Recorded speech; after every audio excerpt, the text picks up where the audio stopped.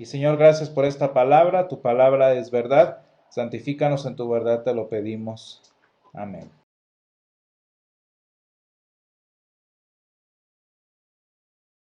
Y hermanos, hace 8 días estábamos hablando también de otra parábola que encontramos en la Escritura. Una parábola que pues bueno, vimos cómo nosotros muchas veces estamos ahí reflejados en ambos hijos, pero también cómo nuestro Dios, nuestro Padre, está también allí mostrándose a sí mismo con un corazón de Padre amoroso. Y qué interesante es, hermanos, que el Señor nos ofrece esta oportunidad a nosotros como hijos suyos, nos ofrece esta bendición de aguardar por nosotros, de estar allí para nosotros en el momento en el que por su palabra volvamos en nuestros sentidos. Y fíjense, hermanos, qué distintos son los frutos, las reacciones que vemos ahora en esta parábola. Como si se tratara de una segunda parte o como si se tratara de la continuación de la vida del hijo mayor que leíamos en la parábola del hijo pródigo. Y es que, hermanos, el pasaje de hoy presenta un aspecto importante, el pasaje de hoy que lo encontramos en San Lucas 20, los versículos del 9 al 20, nos presenta un aspecto muy importante de la vida cristiana con relación al arrepentimiento y el gozo de nuestra salvación, el gozo presente y el gozo futuro de nuestra salvación.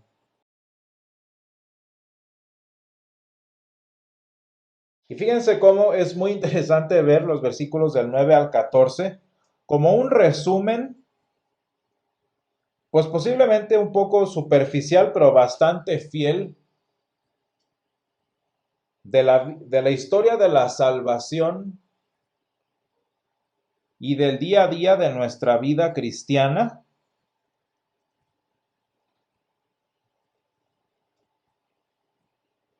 que nosotros pues precisamente podemos analizar ahora con la perspectiva de este tiempo de Cuaresma. Y fíjense bien, dice que el Señor, dice que un hombre plantó una viña, la arrendó a labradores y se ausentó por mucho tiempo. Esta era una costumbre normal de aquel tiempo. Muchas veces había personas adineradas que vivían, por ejemplo, en Europa, que vivían en regiones del Imperio Romano lejanas a Judea, en este caso a la región de Galilea, pero pues que tenían precisamente viñedos, como en este caso leemos en la parábola, también tenían tierras de otros tipos de cultivos, y era algo bastante común que los dueños vinieran, contrataran y se fueran a donde ellos residían. Pero nada más está resumiéndonos aquí un aspecto muy común de la antigüedad del pueblo de Dios, sino que nos está resumiendo también la vida espiritual del pueblo de Dios y la forma en la que ellos reaccionaban. ¿Y de qué forma? Pues bueno, fíjense cómo el corazón humano, el corazón nuestro se refleja aquí con una amnesia muy curiosa, una amnesia un tanto voluntaria, por así decirlo, intencional, que parece embargar el pensamiento de los labradores.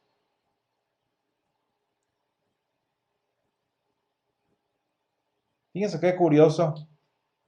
Antes que otra cosa, a los labradores se les olvida de quién es la tierra. Y hermanos, cuando nosotros analizamos esto nuevamente desde la perspectiva histórica, fíjense cómo la palabra de Dios misma lo confirma, que en este caso el Señor está hablando en contra del pueblo de Israel y particularmente en contra de los líderes del templo, de los fariseos, de los saduceos, etcétera, etcétera, de los maestros de la ley que se les olvida de quién es la tierra, tanto literalmente en la que están viviendo como la tierra espiritual, la cual ellos deberían estar labrando. Porque ¿qué es lo que pasa, hermanos? Fíjense cómo en este caso ¿Qué es lo que esperaba el dueño de la tierra, el dueño de la viña, cuando envió a sus siervos?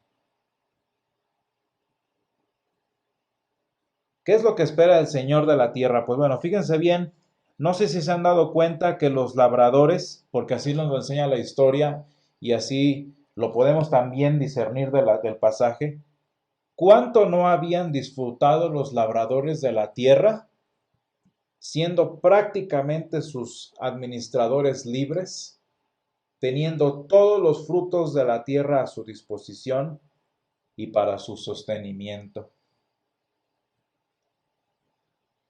Que curiosamente es otro aspecto de la amnesia de la que estaba yo hablando. Se les olvida de quién es la tierra y se enojan, y luego se les olvida cuánto han sacado, cuánto han sido bendecidos por la tierra en la que han estado labrando. Y qué curioso, hermanos, que los que debían saber quién era el Señor, los que debían dar el fruto, ahora que se presentaba el Hijo del Señor, ¿qué es lo que hacen, hermanos? Se les olvida que ellos son siervos, se les olvida que ellos tienen un Señor, y también se les olvida todo lo que la palabra de Dios había hecho en sus vidas, todo lo que nuestro Dios había hecho por ellos hasta ese momento. ¿Qué esperaba el dueño de la viña en tiempo de cosecha? Pues dice que para que le diesen el fruto de la viña.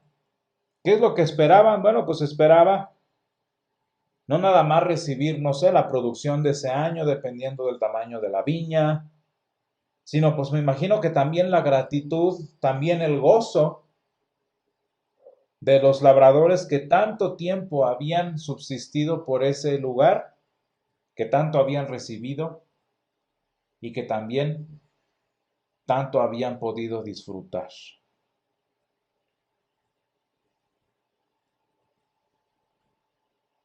Digo, habían tenido trabajo, ¿no? Habían tenido sustento, habían tenido bendición, todo lo que necesitaban lo habían tenido y de pasada tenían el fruto, debían tener el fruto de la tierra. ¿Y qué es lo que recibe el dueño? Pues recibe estafas, recibe mala voluntad. Fíjense cómo este, al segundo siervo lo afrontaron, pero la palabra clave en este momento es rechazo. Y decía yo al principio que este pasaje resume la historia de la salvación, porque eso que acabo de decir ahorita y esto que vimos que hicieron con cada uno de los enviados es la forma más simple de resumir la historia de la salvación y la reacción del corazón humano a los intentos de nuestro Dios. ¿Qué hizo el pueblo de Israel con cada profeta que enviaba el Señor para recoger el fruto? Lo perseguían, los apedreaban, los enfrentaban e incluso los mataban, como en el caso de Isaías.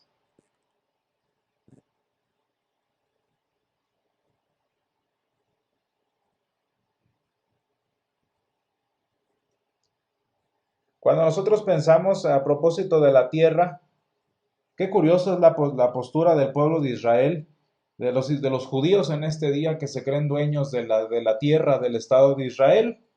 Se creen dueños, se creen señores y luego tanto cristiano que les ayuda y que los financia para ese mismo engaño, como si ellos fueran los dueños de la tierra. Fíjense qué curioso dice la ley del Señor. El Señor les dijo cuando entraron a la tierra prometida, les dijo que una de las cosas que les dijo es que no se podía vender la tierra, no se podía vender para eternidad la tierra, era el término. ¿Por qué? Porque el Señor les dice, mía es la tierra y ustedes son forasteros ante mí.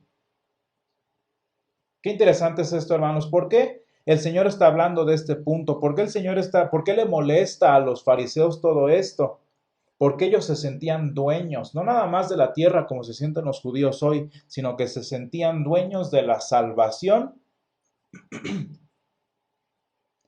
que el Señor estaba planeando y que el Señor había preparado durante todo este tiempo. Ellos se sentían dueños de las bendiciones, dueños de la gloria de Dios, dueños de las promesas, tan dueños que ni el verdadero dueño podía tocarlas, podía movérselas. Y viene el Señor de la tierra a ver los frutos de las bendiciones, a ver los frutos de la cosecha, a ver los frutos de tanto que habían recibido estas personas. ¿Y qué es lo que recibe? En lugar de trabajadores, lo que encuentra son dueñitos de la propia tierra, que además de sentirse dueños, lo rechazan. Vaya corazón de los fariseos, hermanos, con qué actitud afrontaban al Señor Jesús, al dueño de la viña.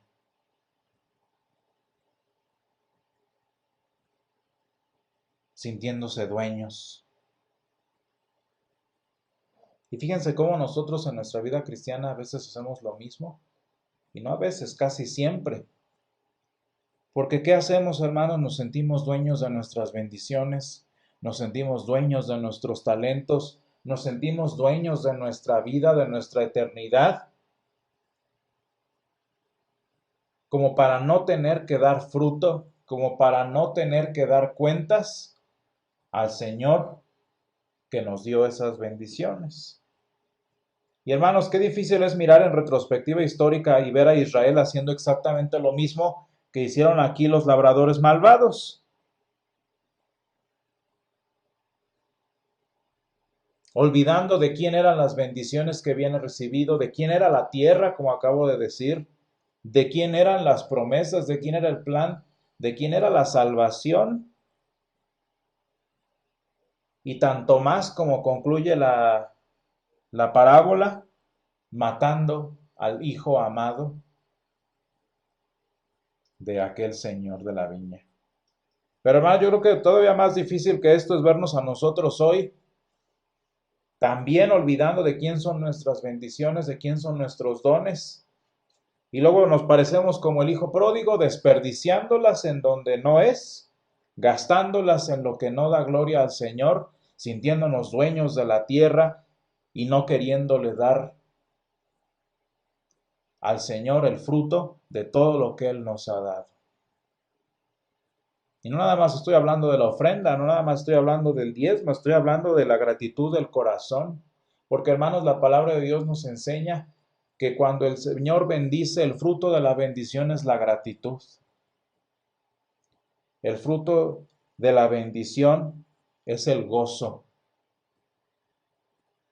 Ese es el fruto que el dueño de la viña esperaba recibir de sus trabajadores. Gratitud y gozo. Gratitud, ¿por qué? Por todo lo recibido, y gozo por el disfrute de todo cuanto habían tenido.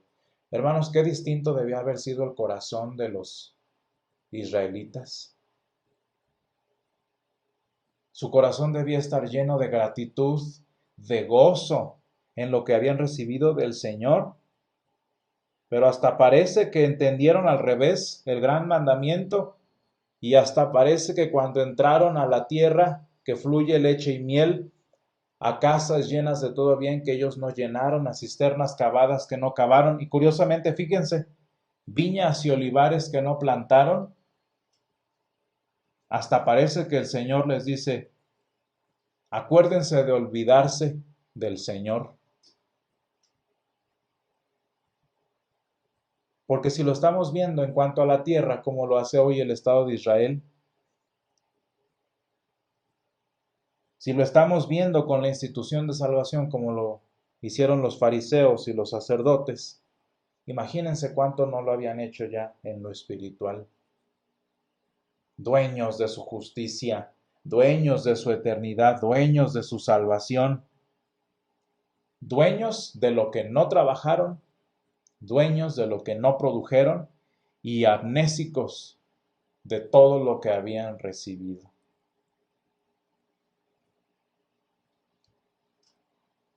Y hermano, nosotros estamos igual.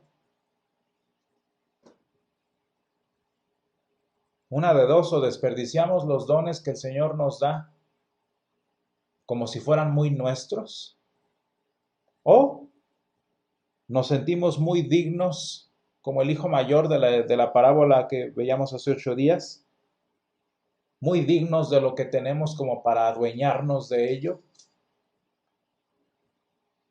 como para sentirnos merecedores y como para sentirnos al nivel de tomar lo que es nuestro. Tristemente, hermanos, vean cómo termina el Señor su parábola con esta gran pregunta que le hace a su audiencia. ¿Qué le dice el Señor Jesús? ¿Qué pues les hará el Señor de la viña? Y les responde él mismo, pues vendrá y destruirá a estos labradores y dará su viña a otros. Fíjense, hermanos, que tristemente el final de la parábola y el de la historia de Israel terminan cuando el verdadero dueño de la tierra, cuando el verdadero dueño de las bendiciones, el verdadero dueño de la salvación, toma lo propio y los deja sin nada. Cuando el Señor toma lo que es suyo y lo que tanto acelaron, lo que tanto persiguieron,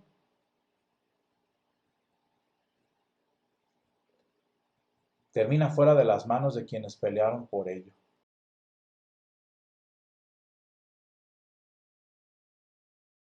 Yo diría, pues bueno, vaya resultado, ¿no? Vaya fruto de la obstinación de quien estorbó el goce en su tiempo, de las bendiciones y que al final no consiguió nada.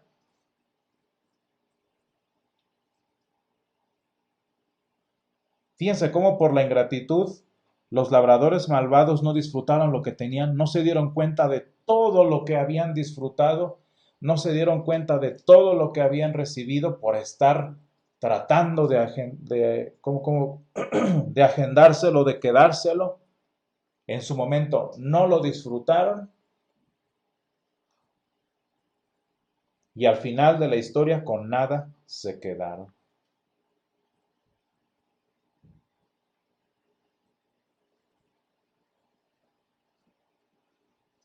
Y hermanos, qué triste es que los frutos de gratitud y gozo que el dueño esperaba encontrar en su viña,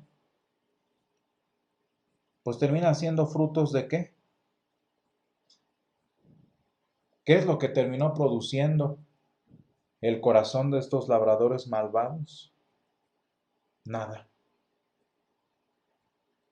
Al final se quedaron con nada. Se me hace muy interesante la confesión que hacíamos en el oficio, precisamente, que dice Jeremías 17.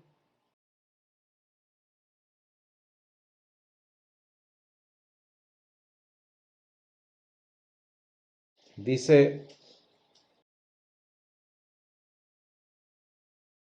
como la perdiz que cubre lo que no puso, es el que injustamente amontona riquezas, en la mitad de sus días las dejará y en su postrimería será insensato. ¿Para qué todo lo que... Fíjense cómo el hijo menor de la parábola de la semana pasada se quedó sin nada. Y cómo por su actitud el hijo mayor que tenía todo sentía que no tenía nada. Esos son los frutos, hermanos, del corazón humano. Esos son los frutos de la arrogancia y el rechazo al Señor. Y entonces, hermanos, ¿cuál es la opción?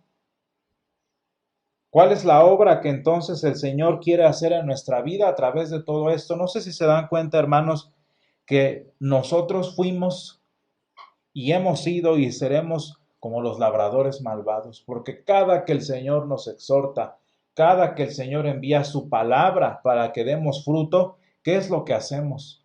Resistimos al Señor, rechazamos al Señor y ¿qué es lo que queremos hacer? Matar su palabra en nuestra vida. Ese somos nosotros. Esta es la historia de la salvación y la historia del cristiano. Y sin embargo, hermanos, fíjense qué bonito que aquí estamos. Fíjense cómo a pesar de que el dueño pudo haber tomado todo lo que era suyo, pudo haber despojado a todos los que le rechazaron de lo que tenían, aquí estamos. Y el Señor no nos ha abandonado.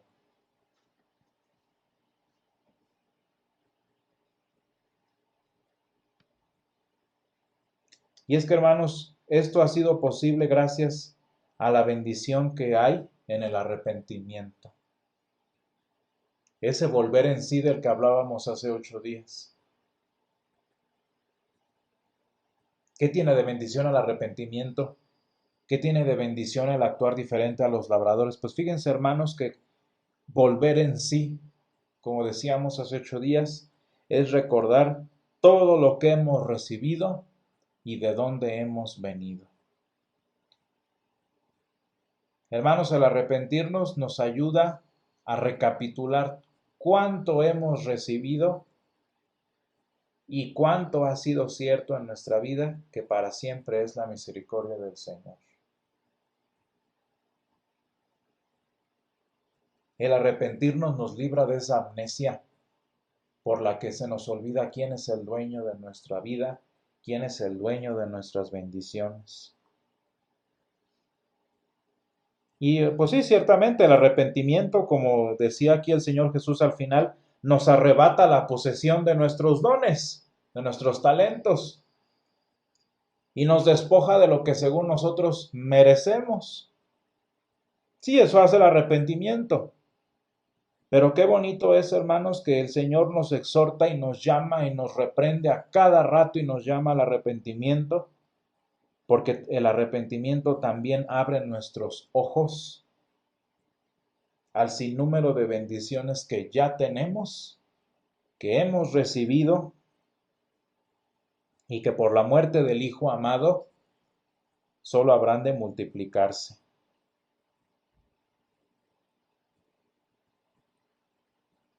Y fíjense, me gustaron mucho los pasajes del Antiguo Testamento en Isaías 43 y Filipenses 3, porque ambos dicen, dejando pues lo que queda atrás, prosigo al blanco, dice el apóstol San Pablo. Y dice Isaías, ya no te acuerdes de lo anterior, porque aquí quiero hacer algo nuevo. Y eso es lo que el Señor hace, hermanos. A través del arrepentimiento el Señor nos hace olvidarnos de todo lo que, de aquello de lo que nos aferramos. El Señor nos hace olvidarnos de todo lo que creemos tener, con un propósito muy bonito que es darnos algo nuevo. Una nueva heredad, una nueva tierra, una nueva bendición que nosotros podemos tener solo cuando a través del arrepentimiento nos despojamos o somos despojados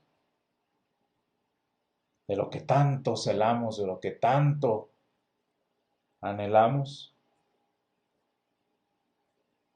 y abrimos nuestros ojos al Señor que quiere darnos cosas nuevas y cosas aún mejores, como dice la palabra, de lo que nosotros por nosotros mismos podríamos tener. Gracias, Señor, te damos porque tú nos llamas al arrepentimiento, porque tú, Señor, nos exhortas, Padre, a dejar esta amnesia espiritual, a dejar, Señor, estos caminos que no producen nada, a dejar, Señor, de estos frutos que tanto anhelamos, que tanto codiciamos y que al final, Señor, no producen nada.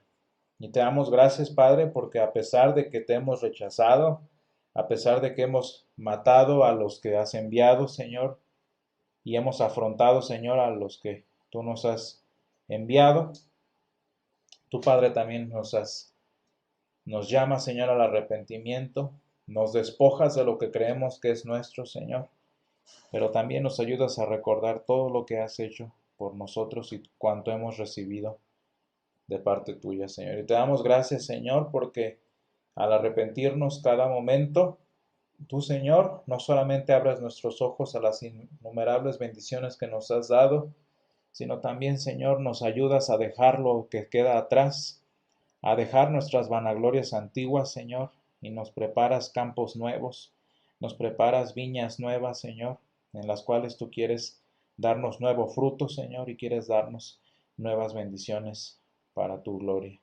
Te pedimos, Señor, que nos lleves a estas tierras nuevas, que nos lleves, Señor, en esta Semana Santa, a este nuevo lugar de fruto, a este nuevo lugar de bendición. Y Padre, te ruego que tú nos ayudes a ser labradores dignos de lo que es tuyo, Señor, y de lo que hemos recibido. Todo esto, Señor, te lo pedimos en el nombre de Jesús. Amén.